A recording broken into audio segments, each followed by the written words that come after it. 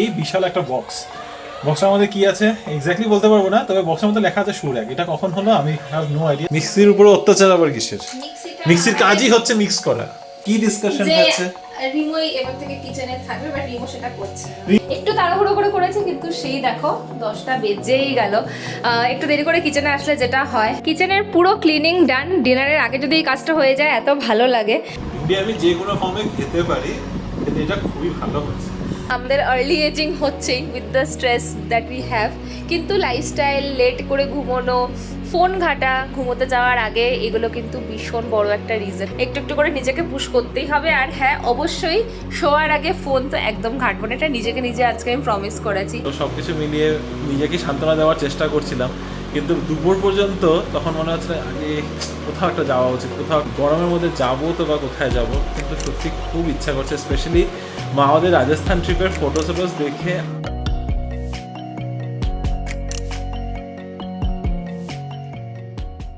Good evening baby family, welcome back to the channel. আশা করছি তোমরা সবাই খুব ভালো আছো, আমরাও ভালোই আছি। একটা লম্বা উইকেন্ড খুব সুন্দরভাবে কেটেছে। আমাদের উইকেন্ড কীভাবে কেটেছে সেটা তো তোমরা সবাই দেখেছো। তোমরা কি করে এই লং উইকেন্ড কাটিয়েছো তোমরাও জানিও। এনিওয়ে, এই মাত্র জাস্ট বাড়িতে ঢুকলাম। বাড়িতে ঢুকেই এখনও হাত মুখও ধুই নেই, ড্রেসটা চেঞ্জ করে প্রথমে ভালো আগে তোমাদের সাথে একটু হাই হ্যালো একটু দেখা সাক্ষাৎ করে নিই। রিনি এখনও ফিরে নেই, বাজে 6:45। একটা নতুন সপ্তাহ শুরু হলো আজকে সোমবারে।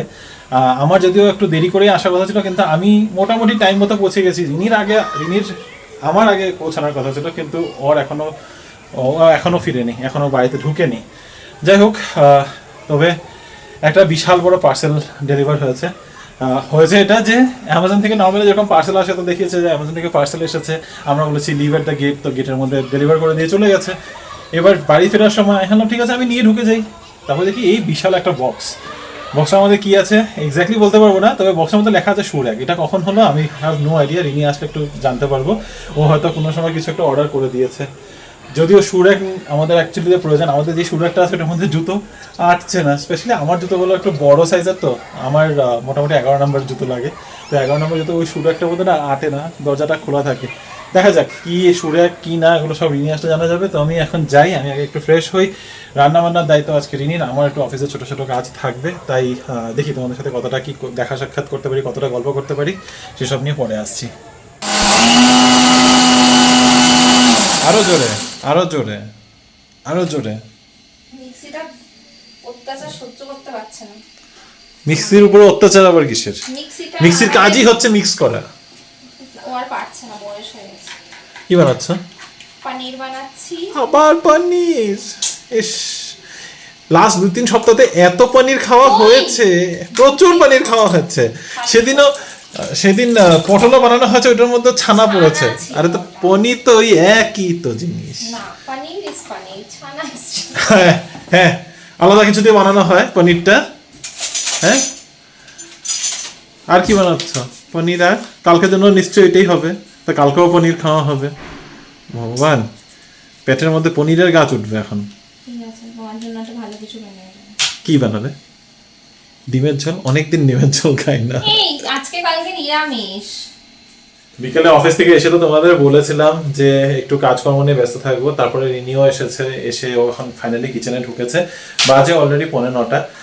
তো রান্না বান্নার দায়িত্ব আজকে রিনির উপরেই আছে। তো যা রান্না যেটা নিয়ে আমাদের মধ্যে প্রচুর ডিসকাশন হয়েছে। কি ডিসকাশন হয়েছে? কি ডিসকাশন হয়েছে? কি ডিসকাশন হয়েছে? রিমোই এবার থেকে কিচেনে থাকবে, বাট রিমো সেটা করছে না। রিমোই এবার কিচেনে থাকবে মানে এই ডিসকাশনটা কখন হচ্ছে যে রিমোই কিচেনে থাকবে? আমি বলেছিলাম যে আমার রান্না করতে ভালো লাগছে না। তো তুমি বলেছিলে তোমার ভালো লাগছে না, কিন্তু তুমি তো এসে পড়োই না কিচেনে। তো যখন এসেই পড়ো, আমি তোমাকে ছুটিও দিই, এরকম বলবে না? হ্যাঁ, তো যাই হোক, তো এখন রিনি রান্না করছে। তো রান্নাটা শেষ করুক, আমার ব্লগ আপলোড করার রয়েছিল, তো আমি ব্লগও আপলোড করলাম। তার সাথে একটু অফিসেরও কাজ আছে, কালকে আমাদের একটা প্রজেক্ট লাইভ যাচ্ছে, তো সেটা নিয়ে একটু ব্যস্ত ছিলাম। তো এনিওয়ে, দেখি আমার মাথাটা একটু ঘেটে রয়েছে, একটু পরে আসছি আবার। রিমো তো দেখালো ডিনারের প্রিপারেশন চলছে, কিন্তু আমি আজকে একটা অন্যরকম পানিরের প্রিপারেশন বানাচ্ছি, মরিচ পানির। তো এতে ক্যাপসিকাম পড়বে আর একটুখানি মটরশুঁটি আমি অ্যাড করবো, যদি এটা রেসিপিটাতে ছিল না, রেসিপিটা অনলাইনেই দেখেছি। পানিরটাকে আগে আমি ম্যারিনেট করে রেখেছি, দিয়ে এতে অ্যাড করেছি সাদা তিল, কাঁচা লঙ্কা আর আদা, তা দিয়ে একটা পেস্ট বানিয়ে তার মধ্যে একটুখানি গরম মশলা গুঁড়ো আর ব্ল্যাক পেপার পাউডার এটা দিয়ে আগে ম্যারিনেট করে রেখেছি, এবং এতে অ্যাড করেছি সল্ট, সুগার। এই পুরো মিক্সচারটাকে একটুক্ষণ রেখেছি। আর এবার হোয়াইট অয়েলে পানিরটাকে বানাবো, তো এমন কিছুই লাগছে না। আর এখানে না এটাকে কমপ্লিমেন্ট করার জন্য আমি একটুখানি পোলাও মতো বানিয়েছি, যে পোলাও না ঠিক জিরা রাইস, যেটা আমরা কমনলি খুব বাড়িতে বানিয়েই থাকি। তো সেটা হচ্ছে আজকে আমাদের ডিনার। আর রিমোর ফেভারেট ঢ্যাঁড়সটাকে ধুয়ে রেখেছি, জানি না দেখা যাক কিছু তো একটা বানিয়ে দেবো, খুশি হয়ে যায়, ভীষণ ভালোবাসে রিমো ঢ্যাঁড়স খেতে। তো এগুলো বুড়ো হয়ে যাওয়ার আগে আজকে কিছু না একটা বানিয়েই খেতে হবে। তো ভাবলাম রান্না করতে করতে একটুখানি তোমাদের সাথে গল্প করে নিই। মোটামুটি রাইস তো আমার রেডি, এখন জাস্ট পানিরটা বানিয়ে নেব। তো এই পানিরের প্রিপারেশনটা রিমোই বললে একটুখানি নোনতা নোনতা ঝাল ঝাল কিছু একটা বানাও, কারণ আমার আবার এই স্পেশালি মানডে করে ওই হোয়াইট পানিরটা খেতে খুব ভালো লাগে, যেটা এর আগে আমি রেসিপি শেয়ার করেছি তোমাদের সাথে। ফোড়নের জিনিস পুরো রেডি করে নিয়েছি, এখানে আছে জিরে, তেজপাতা, শুকনো লঙ্কা আর গোটা গরম মশলা, কিন্তু খুব কম পরিমাণে। এটা আগে তেলে একটুখানি গরম করে তাতে আমি অ্যাড করে দেবো এই কেটে রাখা ক্যাপসিকামগুলো। আমার রান্নায় পার্সোনালি ক্যাপসিকাম ভীষণ ভালো লাগে, তবে খুব বেশি ফ্রাই করলে সেটা আবার খেতে ভালো হয় না, তাই এটা অল্প একটু ভাজতে ভাজতে অ্যাড করে দেবো এই যে মটরশুঁটি, কিন্তু খুব সামান্য পরিমাণে, কারণ কি আজকে রাইসে অলরেডি মটরশুঁটি আছে। বেশি বেশি মটরশুঁটি হয়ে গেলে ডিমোরও খুব একটা ভালো লাগে না, আমারও খুব একটা ভালো লাগে না। একটু মটরশুঁটির টাচটা থাকলে ওই শীতকালে একটা খুব সুন্দর ফ্লেভারওয়ালা যে রান্না হয় সেই জিনিসটা চলে আসে। আর এতে অ্যাড করে দেবো এই ম্যারিনেট করে রাখা পানিরটা, ব্যাস আর কিছুই অ্যাড করতে হবে না। লাস্ট একটুখানি ব্ল্যাক পেপার পাউডার দিলেই রান্নাটা একদম ডান। দেখো সাইড দিয়ে একটু একটু করে অয়েলও রিলিজ হচ্ছে, তবে একটু সময় এটাকে ঢাকা দিয়ে একটু ফ্রাই হতে দেবো। আর তারপরে এই মশলাটাকে গুলে রেখেছি একটুখানি গরম জল দিয়ে, সেটা অ্যাড করে দেবো। তো সেটা যতক্ষণে রান্না হবে ততক্ষণে ভাবছি ঢ্যাঁড়সের প্রিপারেশনটা করে নিই। ফাইনালি ঢ্যাঁড়সের প্রিপারেশনও ডান, কিন্তু আমি পুরো এক্সস্টেড হয়ে গেছি। একটু তাড়াহুড়ো করে করেছি, কিন্তু সেই দেখো 10টা বেজেই গেল। একটু দেরি করে কিচেনে আসলে যেটা হয়, প্রবলেমটা হচ্ছে আবার আমরা সেই জোনে চলে যাচ্ছি যেখানে আমরা 9:30 10টার সময় ডিনার করছিলাম। আমার ওয়াকিং আবার বন্ধ হয়ে গেছে, কোনোভাবেই না টাইমটা জাস্ট ম্যানেজ হচ্ছে না। মানে আমরা চাইছি মাঝে, ইভেন আমি রিমোকে এটাই বলেছিলাম, ওই জন্য আমি রিমোকে বলে যে কুকিংটা তোমার কথা করার কথা, কারণ কি আমি চেয়েছিলাম যে আবার কুক রাখি, কারণ কি সন্ধ্যেবেলার টাইমটাতে ম্যানেজ হচ্ছে না, কিন্তু কুকের রান্নাও তো খেতে পারছি না। তো তখন রিমো বলেছিল যে ও কুকিংটা করবে, বাট সবসময় ওরও সময় হয়ে ওঠে না, ও একটু দেরি করে ফেরে, আর আমারও আজকাল একটুখানি দেরি করেই আসা হয়ে যাচ্ছে অফিস থেকে। তো এই সন্ধ্যেবেলার 2 ঘন্টার মধ্যে রান্না 1 ঘন্টা, আধা ঘন্টা 40 মিনিট ওয়াকিং, রান্নার প্রিপারেশন নেওয়া, অনেক অনেক কাজ, তারপর পার্সোনাল কিছু কাজ তো থাকেই, তার উপরে অফিসের কাজও মাঝে মাঝে পড়ে যায়। তো সব মিলিয়ে না একটু টাইমটা গড়বড় হয়ে যাচ্ছে। আর again we are back to the Indian cooking, কারণ কি ওই স্যালাডের প্রিপারেশনটা হলে কি হয়, ওটা বেলায় বেলায় রেডি করতে হয়, তো সেটা আমাদের জন্য একটু ডিফিকাল্ট হয়ে যাচ্ছে। তো এতেই যদি কিছু হেলদি অপশনস করা যায়। তো আজকে ঢ্যাঁড়সে যেটা বানিয়েছি একটু দো পেঁয়াজা টাইপের, খুবই কম তেলে বানিয়েছি। আর পনিরের প্রিপারেশনটা তো তোমাদেরকে দেখালামই, তোমাদেরকে ফাইনাল লুকটাও দেখাবো, তবে কিচেনটা এখন একটু মেসি হয়ে আছে, তো এখন আগে কিচেনটা ক্লিন করে নিই, তারপরে তোমাদের সাথে গল্প করছি। কিচেনের পুরো ক্লিনিং ডান, ডিনারের আগে যদি এই কাজটা হয়ে যায় এত ভালো লাগে। আর এই হলো আজকে আমাদের ডিনার। পানিরটা দেখো দেখতে কি অপূর্ব লাগছে, আর এটা হচ্ছে সেই ভিন্ডি প্রিপারেশনটা, দেখে প্রচণ্ড লোভ লাগছে। ডালটা অ্যাকচুয়ালি ছিল, আর এদিকে আমি বানিয়েছিলাম এই যে জিরা রাইস। আচ্ছা, এটা নতুন চাল ইউজ করেছি, এটারও একটা রিভিউ দিতে হবে, মানে এটা আমাদের নিজেদের জন্য, আমরা ওখান থেকে আনতে পারবো কি না। তবে ভালো রান্না হলে কিন্তু ভীষণ স্যাটিসফ্যাকশান আসে মনে, তাই না বলো? রিভিউ টাইম, অনেক কিছু বানিয়ে ফেলেছি, এখন বলো খেয়ে কেমন লাগছে। আমি ঢেঁড়সটা খেয়েছি, পানিরটা এখনো খাইনি। ভিন্ডিটা খুবই ভালো হয়েছে। আমি ভেবেছি আচারি, মানে আচারি ভিন্ডি নাকি, তবে তুমি বললে তো পেঁয়াজি কিনা, দো পেঁয়াজা টাইপস বানিয়েছি, খালি একটুখানি খুব ভালো, টুইস্ট অ্যাড করেছি। খুবই ভালো। Thank you. এই রেসিপিটা সবার সাথে শেয়ার করব। যে কোনো ফর্মে, যে কোনো রকমে ভালো লাগে। না না, এভাবে বলো না। শুনো করার কথা, ভিন্ডি আমি যে কোনো ফর্মে খেতে পারি, কিন্তু এটা খুবই ভালো হচ্ছে। Thank you. এটা রেসিপিটা শেয়ার করব, খুব ইজি বানানো, এভাবে ট্রাই করলে। মানে সবসময় না ঢ্যাঁড়সের আমাদের ওই একই প্রিপারেশন হয়, ভাজা হয়, পোস্ত, সর্ষে, এ ধরনের প্রিপারেশনগুলো নর্থ ইন্ডিয়ানরা খুবই খায়। আমার ক্রিসপি ভাজা একটু পাতলা পাতলা করে খুব ভালোবাসো, কুরকুরি ভাজা। আর ওই যে বেসনে ডিপ করে অনেকদিন কাছে খাই না, বেসনে ডিপ করে ভাজা, আর যেটা সর্ষের পোস্ত দিয়ে বাটা দিয়ে একটু মিষ্টি কুমড়োর সাথে ভিন্ডির সাথে মিষ্টি, ওইটা হচ্ছে আমার মানে লাইক গো টু। এটা সত্যি খুবই ভালো, সেটা ফার্স্ট টাইম আমি অন্যরকম খাচ্ছি। কিচেনের সমস্ত কাজ শেষ করে ফাইনালি এখন একটু বসলাম, ভাবলাম তোমাদের সাথে একটু গল্প করে নিই। তবে এই করতে করতে কিন্তু রাত্রি 12টা বেজে গেছে। আমার স্কিন কেয়ার রুটিন ডান, এখন শুয়ে পড়বো। প্রতিদিনই ঘুম কম হচ্ছে বলতে পারো, ওই 6 আওয়ার্স মতোই হচ্ছে, তার বেশি আর একেবারেই হচ্ছে না, সেটা একদম ঠিক নয়। ঘুম কম হলে আমাদের মেলাটোনিন সিক্রেশন অনেক কমে যায় এবং তার থেকে ডেফিনেটলি অনেক রকম অসুবিধা হয়। আর সবথেকে বড় অসুবিধা যেটা আমরা সকলে এখন ফেস করি সেটা হচ্ছে গ্রে হেয়ার। আজকালকার দিনে যত ছোট ছোট বাচ্চাদেরও আমরা দেখি, মানে অফিসে আসে ধরো 26-27 ইয়ার্সের, ওদেরও মাথায় প্রচুর পাকা চুল। চলো আমাদের তো 30 ক্রস করে গেছে, আমাদের আর্লি এজিং হচ্ছেই with the stress that we have. কিন্তু লাইফস্টাইল, লেট করে ঘুমোনো, ফোন ঘাটা ঘুমোতে যাওয়ার আগে, এগুলো কিন্তু ভীষণ বড় একটা রিজন।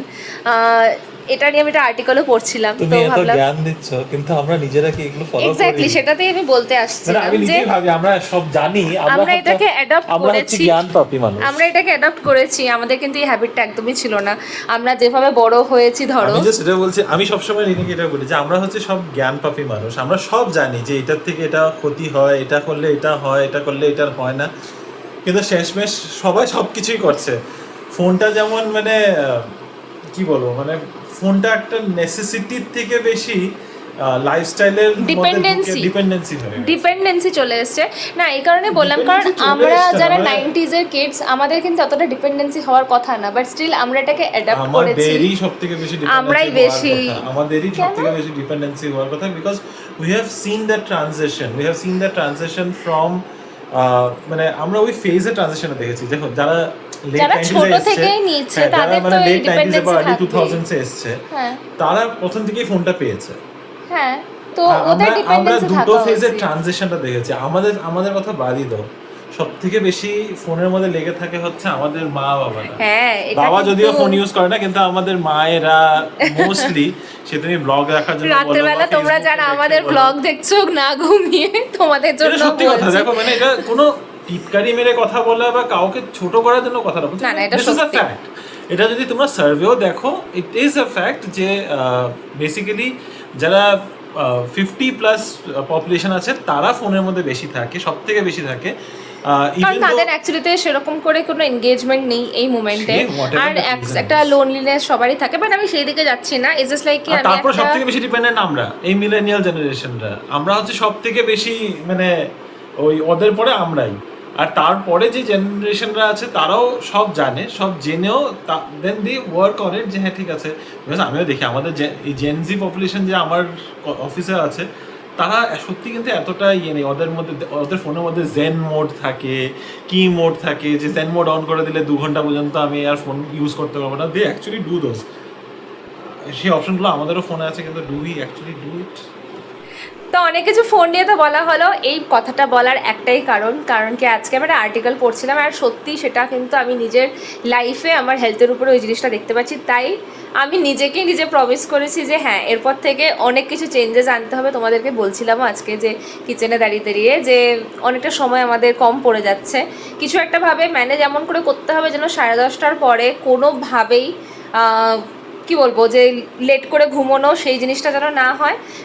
কিচেন ক্লোজ এভরিথিং আমি করে ফেলার চেষ্টা করবো। এখন কিভাবে সেটা করবো সেটা জানি না, একটু করে নিজেকে পুশ করতেই হবে। আর হ্যাঁ, অবশ্যই শোয়ার আগে ফোন তো একদম ঘাঁটবো না, এটা নিজে আজকে আমি প্রমিস করেছি। তো ধরতে পারো যে আজকে হয়তো আমি লাস্ট এরকমভাবে ব্লগের মধ্যে আসছি এত রাতের বেলাতে। এরপরে চেষ্টা করবো না আসার। তোমরাও কিন্তু আমাকে বলো যেন না রিডি তুমি রাতে এসো না, তোমরাও যদি একটু পুশ করো না, তাহলে নিজেকেও অনেক তাড়াতাড়ি কারেকশন করা যায়। আর এটা হ্যাঁ ডেফিনেটলি আমরা, যেমন আমি আর রিমো থাকি, দুজনকে যেমন পুশ করি, বা তোমরা যারা একসাথে থাকছো একে অপরকে পুশ করলে দেখবে এই হ্যাবিটসগুলো অনেকটা হয়তো চেঞ্জ করা যেতে পারে। এনিওয়েজ, অনেক জ্ঞান দিয়ে দিয়েছি। সেটার থেকেও একটা বড় কথা বলার ছিল যে মারা উদয়পুরে পৌঁছে গেছে আজকে সকাল আর ভীষণ ভালোভাবে ঘুরেছে। সারাদিনে এত সুন্দর ফটোজ আর ভিডিওস পাঠিয়েছে, আমাদের খালি মনে হচ্ছে আমরা কবে যাব। আমি জানি যে তোমাদের মধ্যে অনেকেই হয়তো ঘুরেছো, কিন্তু তোমরা কেউ যদি না গিয়ে থাকো প্লিজ অবশ্যই উদয়পুর আর জয়পুরের প্ল্যানটা করো। আমাদেরও খুব ইচ্ছে রয়েছে, দেখা যাক কবে কি করতে পারি, কিন্তু মানে খুবই শীঘ্রই নেক্সট অ্যাটলিস্ট 1 বছরের মধ্যে প্ল্যান করবো যেন ওই দিকটাতে একটু ট্রিপ করা যায়।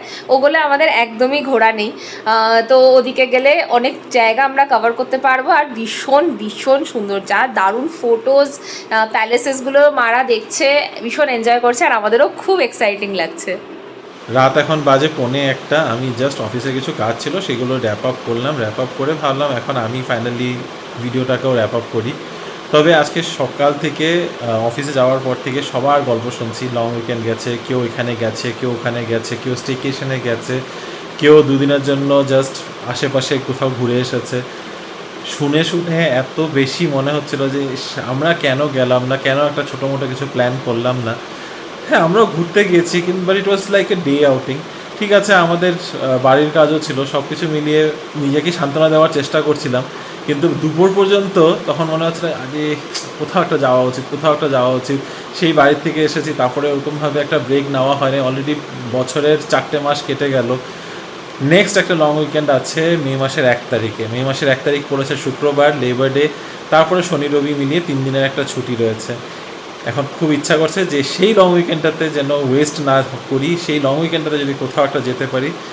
কিন্তু ভাবছি কোথায় যাওয়া যায়, যে সবখানে গরম।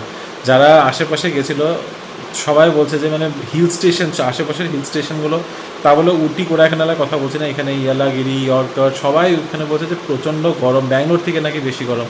তো হিল স্টেশনে গিয়েও কোনো কাজের কাজ তো কিছুই হবে না, তাই গরমের মধ্যে যাবো তো বা কোথায় যাব। কিন্তু সত্যি খুব ইচ্ছা করছে, স্পেশালি আমাদের রাজস্থান ট্রিপের ফটোস দেখে আরও বেশি মনটা আছে যে রাজস্থানের ট্রিপটা তো প্ল্যান করতে হবে, শিগগিরই একটা প্ল্যান করতে হবে। তবে আমাদের শিগগিরই আর কালকেই হতে পারে না, আমাদের শিগগিরই মানে বছর 2-1-এর মধ্যে। এই বছর চান্সেস আর লাইক 0, তবে আগামী বছর যদি অ্যানিভার্সারি ট্রিপ বা এরকম পয়লা বৈশাখের সময় মিলিয়ে টিলিয়ে যদি একটা কিছু ট্রিপ প্ল্যান করতে পারি খুব ভালো হবে। দেখা যাক, সে যাই হবে না হবে পরে হবে, এখন এগুলো ভেবে লাভ নেই। কিন্তু হ্যাঁ, রাজস্থান যাওয়ার ইচ্ছাটা সবসময় ছিল। মাদের ফটো দেখে আরও বেশি মানে স্ট্রং আর্জ হয়ে গেছে যে না, যেতেই হবে রাজস্থান। তবে নেক্সট এখন আগামী আছে হলো 2 সপ্তাহ না 3 সপ্তাহ বাদে মে মাসের 1 তারিখে সেই লং উইকেন্ডটা, সেটা ভাবছি এখন কিছু একটা যদি প্ল্যান করা যায় খুব ভালো হয়, নাহলে আমিও ফ্রাস্ট্রেট হব, সবাইকে ফ্রাস্ট্রেট করব। দেখা যাক, যদি কোথাও যাওয়া হয় সে তোমরাও জানতে পারবে। বেশি দূরে কোথাও যাবো না, আশেপাশে যদি কোথাও একটা প্ল্যান করতে পারি, প্রয়োজন পড়লে জাস্ট ব্যাঙ্গালোরে আউটস্কার্টসে 1 রাত্রের জন্য কোনো রিসর্টে গিয়ে থেকে একটা দিন জাস্ট রিল্যাক্স করে কাটাতে পারলো সেটাও চলবে, বাট হ্যাভ টু গো সামহার।